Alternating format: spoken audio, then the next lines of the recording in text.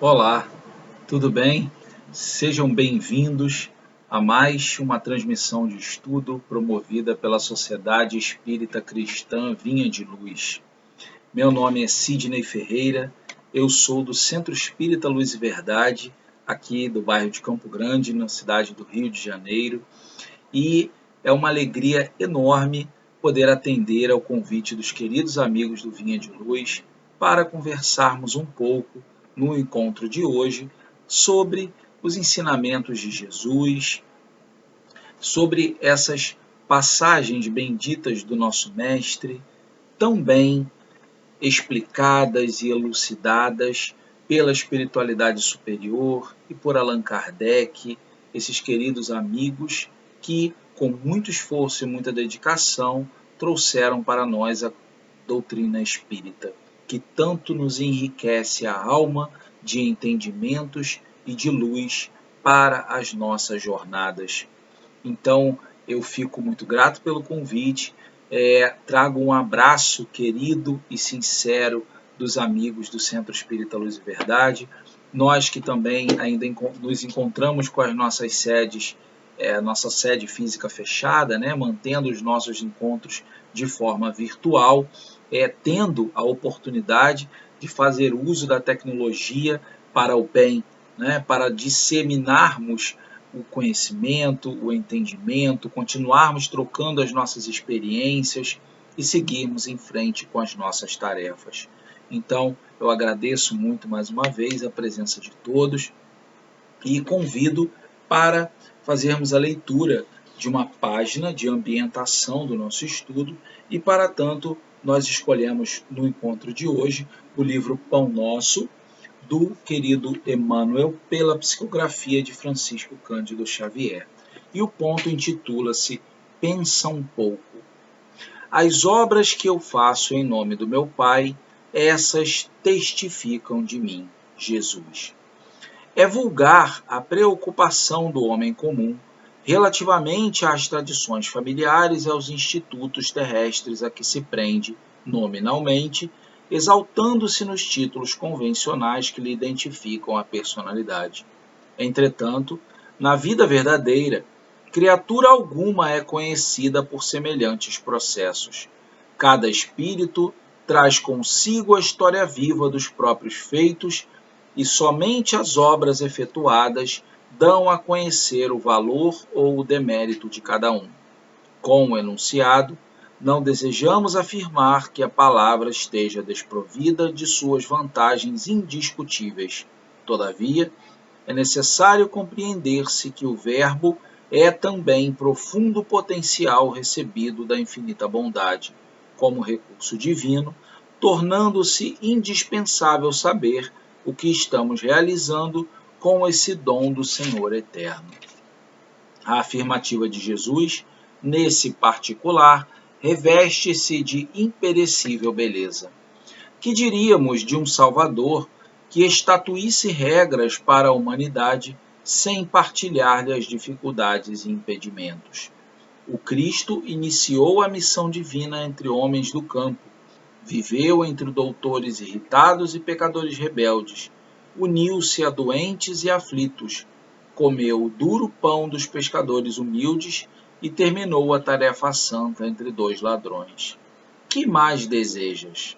Se aguardas vida fácil e situações de evidências no mundo, lembra-te do Mestre e pensa um pouco. Então, feita a leitura da nossa página, vamos então elevar o nosso pensamento a Deus para uma prece de início do nosso estudo. Senhor Jesus, Mestre amigo, agradecemos, Senhor, pela oportunidade de estarmos juntos no encontro de hoje, onde poderemos, Senhor, ao longo dos próximos minutos, analisar, conversar e, sobretudo, refletir sobre esses ensinamentos benditos que tanta luz trazem sobre o nosso caminhar, nos proporcionando oportunidades benditas de reflexão, de correção e de ajuste das nossas caminhadas. Então, que possamos, Senhor, estar juntos procurando trabalhar, procurando através do nosso esforço ser dignos do mérito que todas as boas ações e as boas transformações merecem, e assim, Senhor, gradativamente, chegar cada vez mais próximos de Ti. Dá-nos licença, então, para iniciarmos o estudo do encontro de hoje. Que assim seja, graças a Deus. Então, meus amigos e minhas amigas, mais uma vez, uma boa noite a todos aqueles que chegaram ao nosso encontro após a nossa saudação inicial. E como dito, nós vamos estudar um pouco, analisar um pouco, um ponto do Evangelho segundo o Espiritismo, contido no capítulo 18, nos itens 13 a 15, intitulado Dar-se-á àquele que tem. Então, essa passagem que está contida nesse capítulo 18, que é o capítulo Muitos os chamados e poucos os escolhidos, esse tópico tratará dar-se-á àquele que tem. Esse é o título do tópico. E nós, para iniciarmos o nosso estudo, vamos fazer a citação da parábola, da passagem do Mestre Jesus, e seguir com a nossa análise a partir daí. Então diz-nos a parábola: aproximando-se dele, seus discípulos lhe disseram: por que falas por parábolas? Respondendo, disse-lhes ele: é porque a vós outros vos foi dado conhecer os mistérios do reino dos céus, ao passo que a eles isso não foi dado. Porque àquele que já tem, mais se lhe dará, e ele ficará na abundância. Àquele, entretanto, que não tem, mesmo o que tem se lhe tirará.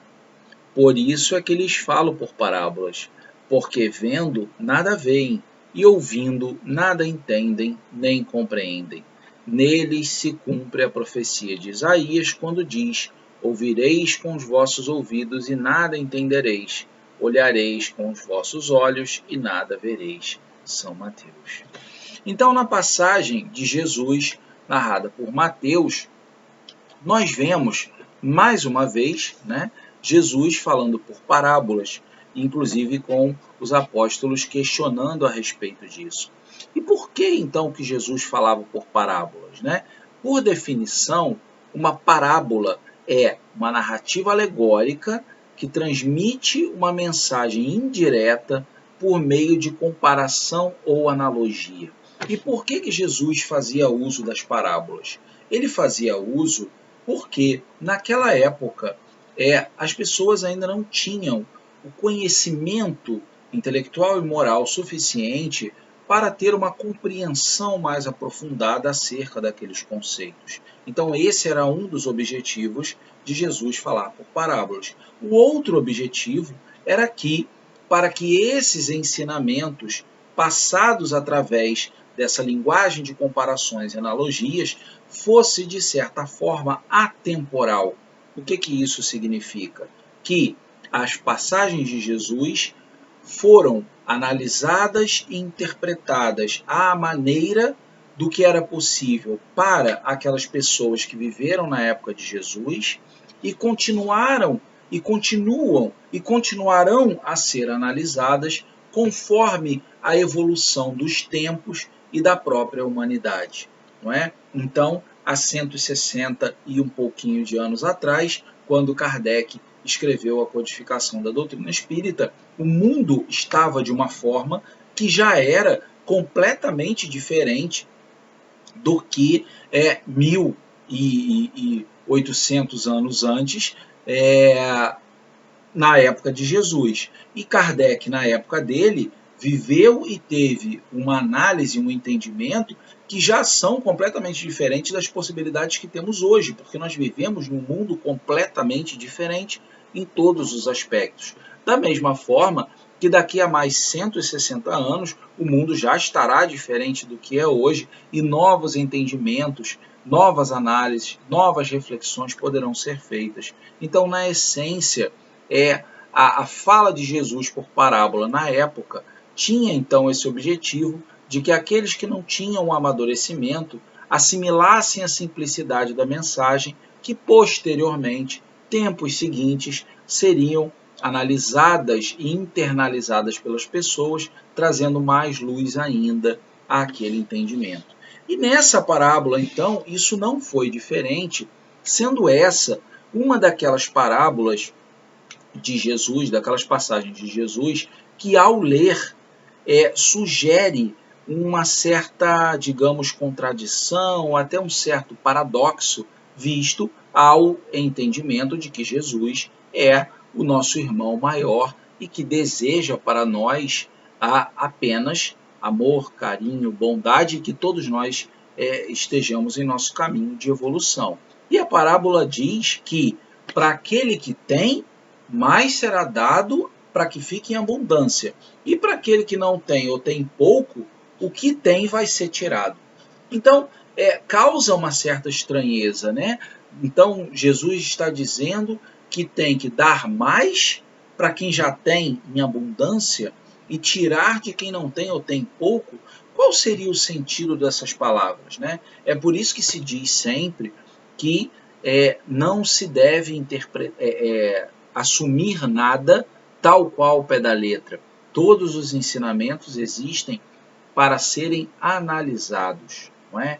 Então, quando nós vamos e destrinchamos esses ensinamentos, nós vamos vendo que quando Jesus diz dar-se-á aquele que já tem, para que chegue a ficar em abundância, o ter aqui, né, dar-se-á aquele que tem, o ter aqui não se refere a coisas materiais, e sim ao moral, né? E sim ao moral. Então aí a gente já tem uma primeira quebra de entendimento. Porque quando se fala em ter, a gente assimila logo, dado, né, a nossa ainda imperfeição, ainda muitas vezes estarmos voltados a questões materiais, pode vir de primeira uma primeira impressão de que se refere ao ter no sentido material. Mas Jesus, nesse caso, se refere ao lado moral das nossas existências. E o que Jesus quer dizer é que aquele que mais se esforça no bem, no seu melhoramento, ele estará trabalhando progressivamente melhor para si mesmo. E assim ele vai estar com um canal mais aberto e mais receptivo e mais merecedor das graças do Senhor, né? Então, também estaremos mais receptivos ao auxílio e à ajuda dos bons espíritos, né? Porque os bons espíritos, eles estão ao nosso redor o tempo todo, mas muitas vezes, dada a nossa imperfeição, nós acabamos dando um canal mais aberto para aqueles espíritos mais imperfeitos, que muitas vezes têm a intenção de nos prejudicar. Então, quanto mais nos esforçamos no bem, quanto mais nós nos sintonizamos com o mais alto, com o que realmente importa, que na verdade, todos os ensinamentos que Deus nosso Pai nos trouxe, todos os exemplos da prática do bem, do amor, da verdade, da caridade, do exercício da fé, da esperança, do trabalho, da abnegação, da renúncia, não é? Da resiliência, da resignação, tantas virtudes que nós precisamos cultivar, mas que temos grandes dificuldades. Então, cada vez que nós vamos trabalhando e nos esforçando nesse sentido e trabalhando para o nosso progresso, nós nos tornamos, ao mesmo tempo que um canal mais fácil e mais receptivo para a influência dos bons espíritos, porque a nossa sintonia com eles será melhor, e aí a partir do momento que temos essas boas influências, nós estaremos recebendo mais.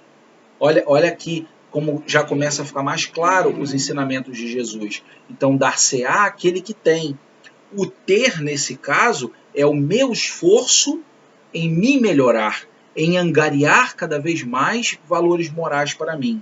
Então, à medida que eu tenho e vou buscando amplificar todas essas virtudes que nós já citamos, nós estamos abertos a receber a ajuda, o auxílio bendito, as boas influências, ou seja, eu tenho e posso receber mais e crio condições para receber mais. E no limite, todo esse meu esforço que acaba gerando na ajuda bendita para que eu consiga me melhorar mais ainda, no final eu vou colher os méritos de Deus nosso Pai que virão na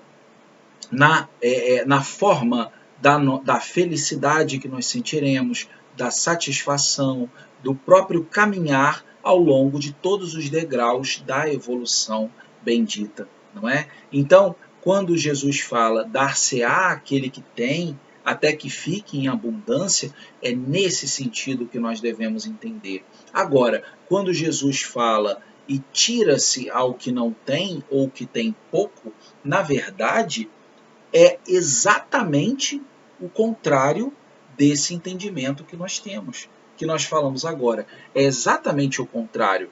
Então, quando Jesus fala dá-se-á aquele que tem até que fique em abundância e tira-se do que não tem ou tem pouco até que fique sem, na verdade, o que não tem ou tem pouco é quando nós estamos voltados justamente ao contrário, não é? Porque se nós não nos esforçamos no bem, ou seja, quando nós, ao invés de nos esforçar no bem, acabamos por nos deixar levar pelas nossas paixões, pelas nossas imperfeições, pelas nossas más inclinações, cada vez mais nós estaremos nos sintonizando com aqueles irmãos mais imperfeitos que buscam e que querem, né, ainda sentem esse prazer de prejudicar, e aquele pouco que nós já temos, que nós estamos, pelas nossas ações, perdendo, nós estaremos, ao mesmo tempo, nos esforçando por perder mais ainda, né? Quando somos descuidados conosco mesmo, com as nossas ações, quando somos imprevidentes, quando somos imprudentes, quando somos levianos, quando não, na essência, oramos e vigiamos, que é aquele alerta que nós temos que ter sempre em mente. É como nas palavras de Kardec, que nos diz assim: não é Deus quem retira daquele que pouco recebera. É o próprio espírito que, por pródigo e descuidado, não sabe conservar o que tem. E aí nós encontramos a explicação para o real sentido dessa parábola. Então, tanto o dar-se-á àquele que tem, quanto o tirar do que não tem ou tem pouco, se refere unicamente ao aspecto moral e unicamente ao nosso processo evolutivo, ao nosso esforço de nos melhorar para caminhar para frente ou de não nos esforçarmos e, do contrário, nos sintonizarmos para o mal, que pode nos gerar muitas situações de sofrimento e de dificuldade ao longo de encarnações, muitas vezes dolorosas para o espírito. E aí é que Kardec nos diz, né? Não é Deus quem retira daquele que pouco recebera. É o próprio espírito que, por pródigo e descuidado, não sabe conservar o que tem. Olha que belo ensinamento, né? E aí, através de um exemplo, nós conseguimos assimilar um pouco melhor esse entendimento. Um pai que, por uma necessidade, iria ter que fazer uma viagem e passar longos e longos e longos anos fora. Esse pai tinha 2 filhos e ele pegou uma terra que tinha e dividiu exatamente de mesmo tamanho e forma e deu para cada um desses 2 filhos cuidarem de trabalhar aquela terra para garantir a sua subsistência. E muitos anos depois, aquele pai retorna, e quando ele retorna, ele verifica que um dos filhos havia trabalhado aquela terra, fez aquela terra dar resultados, daquela terra ele começou a tirar a sua subsistência, construiu a sua moradia, constituiu a sua família e estava ali tocando a sua vida através do esforço do seu trabalho. E o outro filho passava por dificuldades e provações e privações muito grandes. Mas por quê? Porque aquele filho, ele não quis, ao contrário do outro, se dedicar às tarefas, ao trabalho para fazer com que aquela terra prosperasse. E aí aqui nesse exemplo, né, ainda há pouco nós falamos que o sentido da parábola ele tem aplicação no lado moral, mas aqui nós vemos também que o ensinamento da parábola ele também pode se aplicar às questões materiais. Veja, aquele filho que não cultivou a terra e passa por dificuldades, ele pode reclamar do seu pai?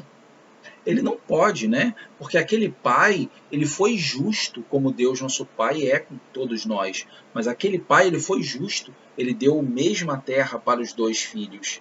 E aí, naquele momento, aquele filho que não se esforçou no trabalho, ele não pode reclamar de seu pai, né? Ele, na verdade, deve reclamar de si mesmo.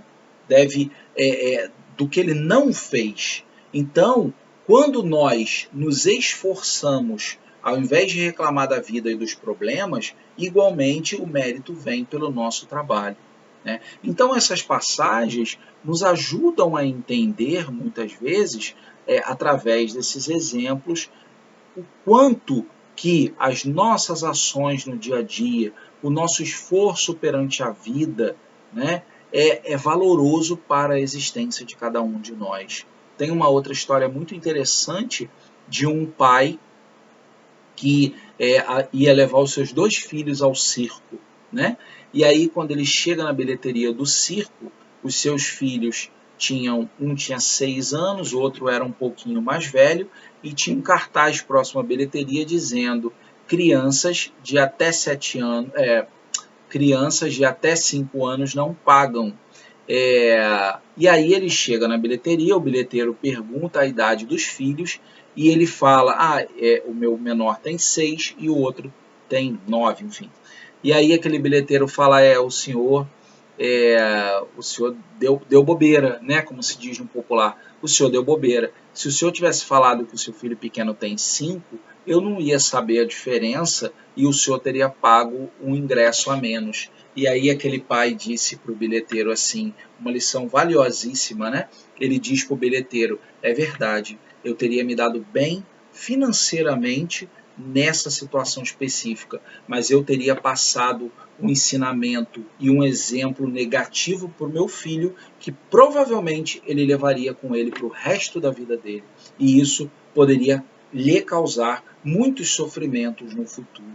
Então, são essas ações do dia a dia, todas as ações que nós realizamos, a partir do momento que nós acordamos até o momento em que nós vamos nos recolher, o nosso livre-arbítrio é garantido por Deus. Mas ao mesmo tempo que Deus nos garante o exercício do livre-arbítrio, Ele também vai nos pedir as contas através da aplicação de lei de causa e efeito. Então, tudo o que eu faço com o uso do meu livre-arbítrio, todas as minhas escolhas darão causa a uma consequência que será mais ou menos feliz, mais ou menos de dores e sofrimentos, de acordo com aquela escolha que eu faço. Então, tudo isso está inserido, não é? Quanto melhores forem as minhas escolhas, quanto mais eu me dedicar a entender quem eu sou, a estudar, a me conhecer melhor, a me dedicar ao entendimento, a me esforçar no bem, mais me será dado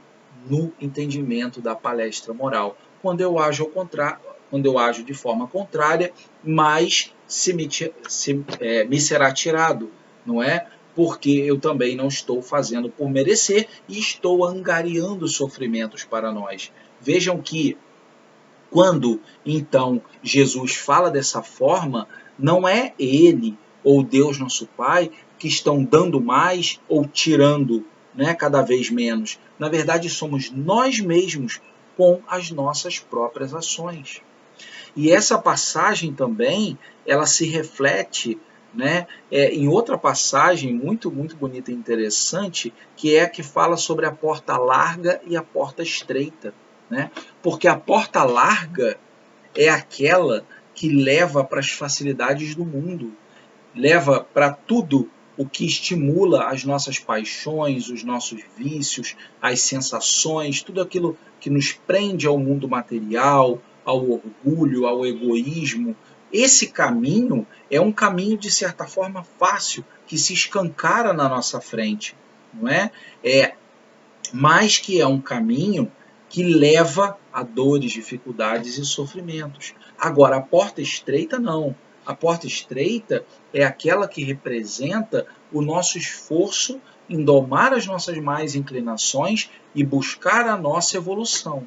E a consequente felicidade que nós vamos encontrar depois dela. E aí esse entendimento se aplica aqui também, porque quando nós buscamos o caminho da porta estreita, tanto mais ajudados nós seremos nesse nosso processo, tanto mais nos estará sendo dado por nós mesmos, não é? Pelo nosso próprio esforço. Né? Então a gente vai encontrando os entendimentos e aí nós vemos o quanto que é importante nós buscarmos o estudo, não é? O conhecimento, a reflexão, para entendermos cada vez melhor quem nós somos, de onde nós viemos e para onde nós vamos. E a doutrina espírita nos traz esses ensinamentos, né?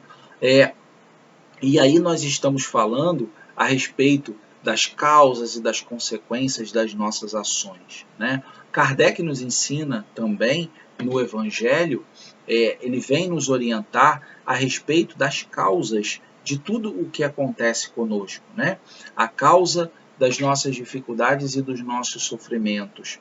E aí nós entendemos que tudo o que acontece conosco é diretamente relacionado a nossas próprias ações, sejam elas nessa vida atual ou sejam elas em vidas anteriores.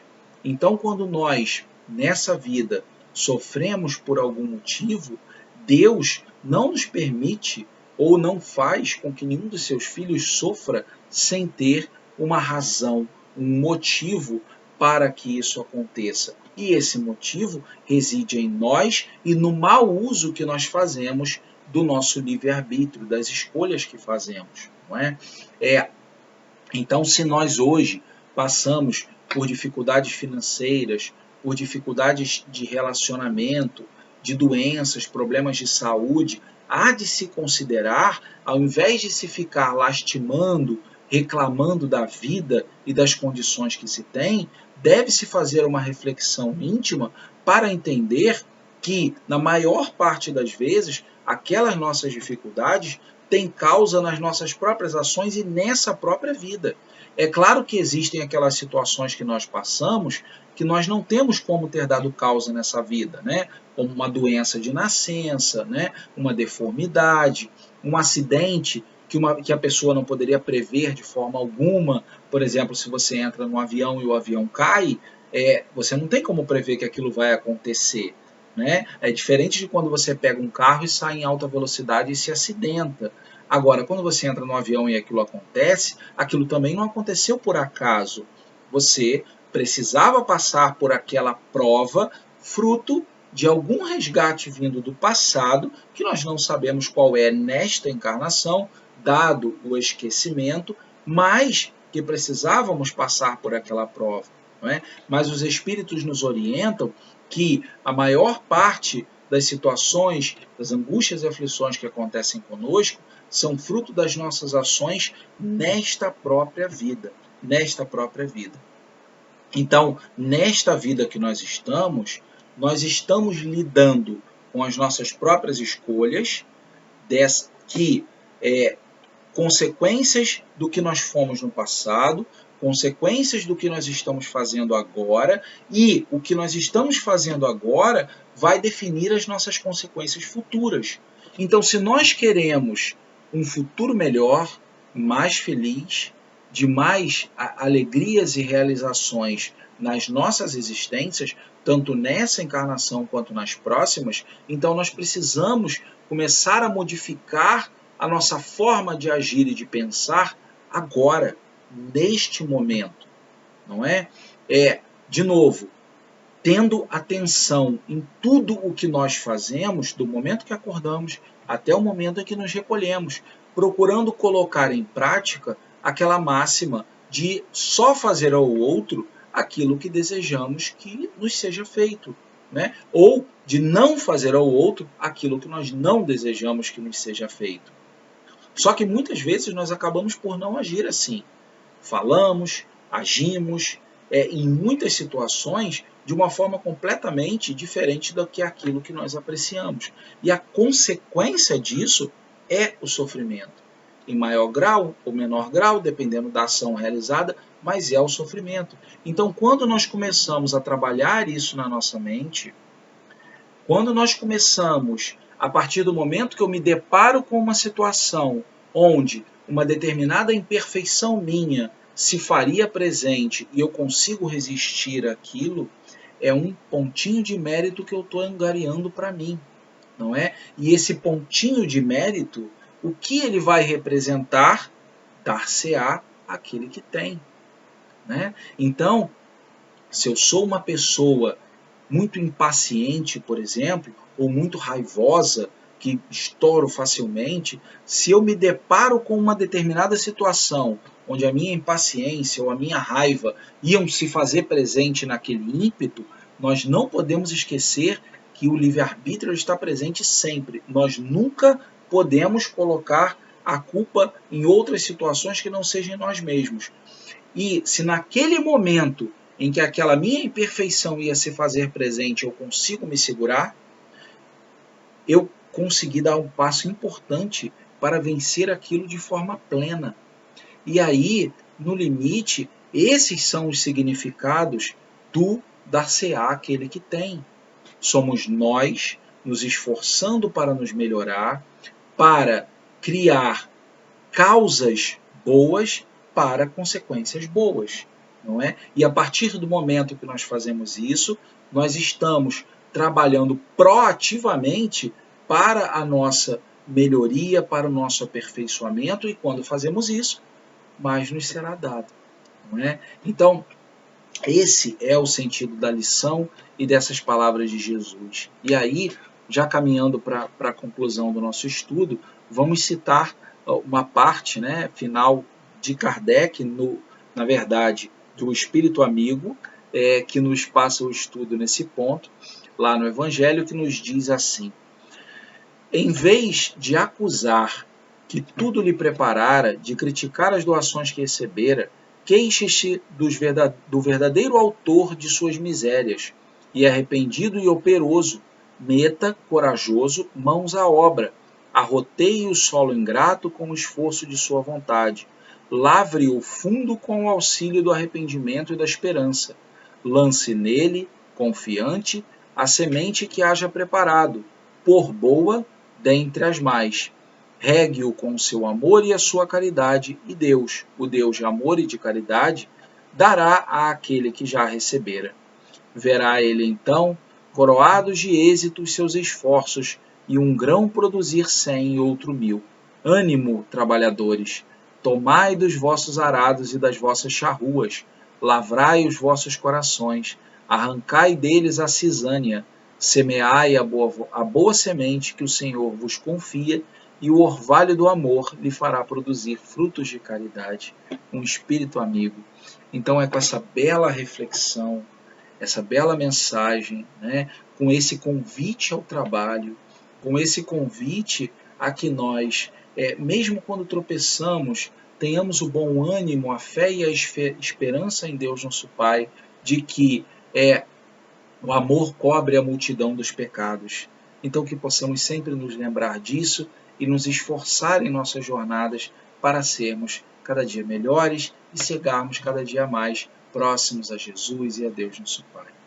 Então eu agradeço muito pela atenção, pelo carinho de todos os que nos acompanham, os amigos do Vinha de Luz, de outras instituições, aquelas pessoas que não são vinculadas a instituição nenhuma, ou que talvez nem espíritas sejam, mas que receberam o link através da indicação de alguém, ou que simplesmente encontraram nas redes sociais o estudo acontecendo e resolveram acompanhar. Muito obrigado pela atenção. Espero sinceramente que as reflexões que nós conversamos hoje sejam para vocês tão valiosas quanto foram para mim na preparação do estudo, e que nós possamos todos, através dessa mensagem, buscar nos aperfeiçoar e sermos pessoas melhores. Então, que fiquemos todos com Deus, e eu convido os amigos a realizarmos juntos uma prece para a conclusão do nosso estudo. Então vamos elevar o nosso pensamento a Deus mais uma vez e dizer: Senhor Jesus, mestre amigo, mais uma vez, Senhor, elevamos o nosso pensamento a Ti para agradecer pelos momentos que passamos juntos, momentos esses, Senhor, onde procuramos estudar e analisar um pouco mais de tantos ensinamentos que o Senhor nos deixou. E ainda, Senhor, dentro das nossas imperfeições, que nós possamos nos esforçar, Mestre, para assimilar esses entendimentos e principalmente colocar em prática em nosso dia a dia, procurando lembrar dos seus exemplos máximos quando esteve entre nós e assim, fazendo o nosso, um dia de cada vez, nos esforçarmos para chegar mais próximos a Ti. Ampara, Senhor, aqueles que sofrem, sejam encarnados ou desencarnados, onde quer que se encontrem, que eles, Senhor, especialmente, possam receber a Tua bênção para suportar cada um o seu quinhão de lutas e dores nesse mundo. E assim, através dessa luz que o Senhor derrama sobre nós, nós concluímos o nosso estudo profundamente agradecidos, pedindo a Ti licença para encerrarmos a nossa reunião de hoje. Que assim seja, graças a Deus. Então, meus amigos, minhas amigas, muito obrigado mais uma vez. Fiquemos todos com Deus.